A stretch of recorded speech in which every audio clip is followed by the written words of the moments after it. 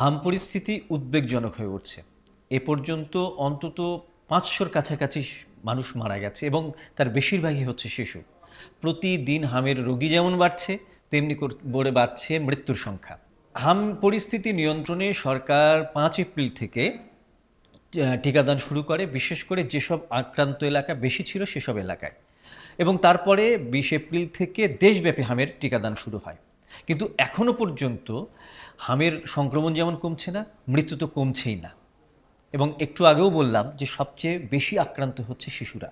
আমরা প্রতিদিন দেখছি এ ধরনের সংবাদপত্রের পাতায় ছবি দেখছি যে বা শিশুদের নিয়ে, সন্তানকে নিয়ে বাবা মার কি উৎকণ্ঠা, কি ছোটাছুটি একটু অক্সিজেনের জন্য, চিকিৎসা সেবা পাওয়ার জন্য।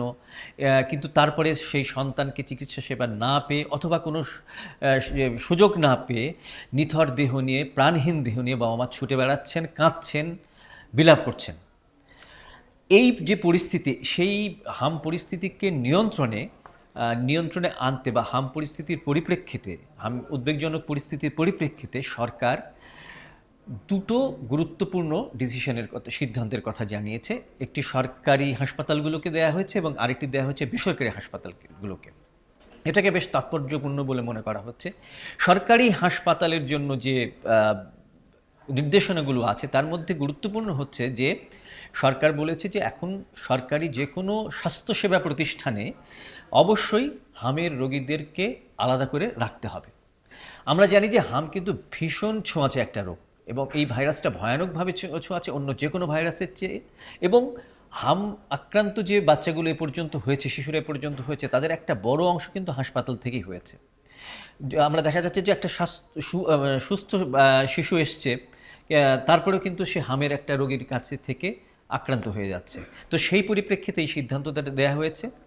এই সরকারি হাসপাতালে আরেকটা গুরুত্বপূর্ণ সিদ্ধান্ত হচ্ছে যে এখন যেসব বিশেষজ্ঞ চিকিৎসকেরা আছেন তাদেরকে অবশ্যই দুবেলা করে রাউন্ড দিতে হবে।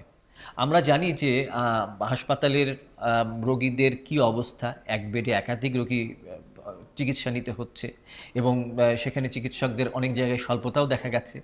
সেই পরিপ্রেক্ষিতেই সরকার এই সিদ্ধান্ত নিয়েছেন।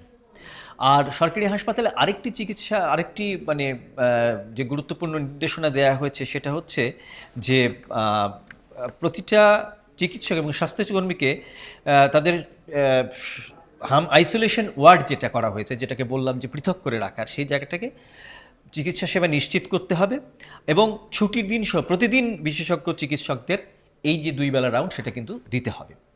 আর ভর্তি হওয়া যে রোগী তার সঙ্গে একজন অভিভাবক বা দর্শনার্থী তারা থাকতে পারবেন, সেই নির্দেশনাটাও সরকারি যে স্বাস্থ্য অধিদপ্তরের নির্দেশনা সরকারি হাসপাতালগুলোর জন্য সেখানে রয়েছে। এবার আসি বেসরকারি হাসপাতালগুলোর কী নির্দেশনা দেওয়া হচ্ছে সে বিষয়ে।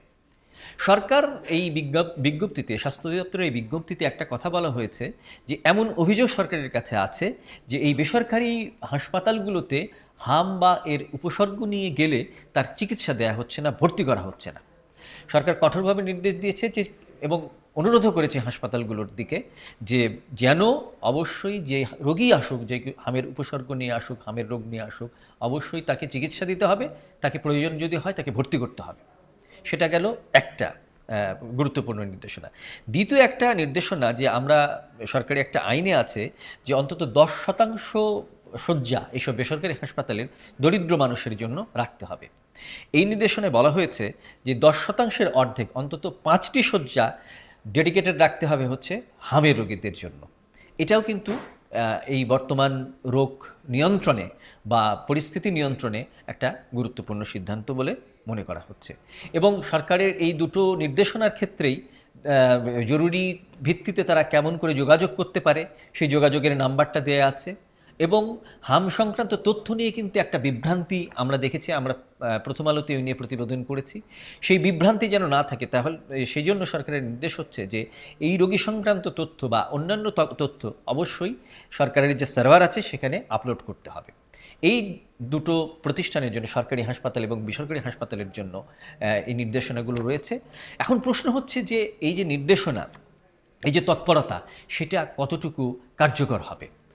সরকারের এই সময়ে এসে আমরা জানি যে হামের রোগের এদেশে আমাদের এবারের প্রাদুর্ভাবটা হয়েছিল কিন্তু জানুয়ারি মাসে।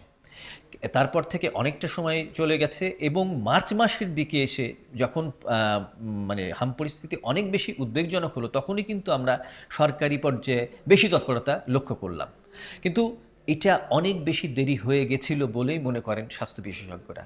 কিন্তু আমরা এখন যে অবস্থায় আছি সেখানে প্রতিটা মুহূর্ত, প্রতিটা দিন নতুনভাবে কাজ করার সময়, নতুন উদ্যোগ নেওয়ার সময় এবং অবশ্যই সমন্বিতভাবে একটা পরিকল্পনা করতে হবে এবং সরকারের এই যে দুটো নির্দেশনা সেটা যথাযথভাবে পালন হবে এই প্রত্যাশা আমরা রাখতে পারি।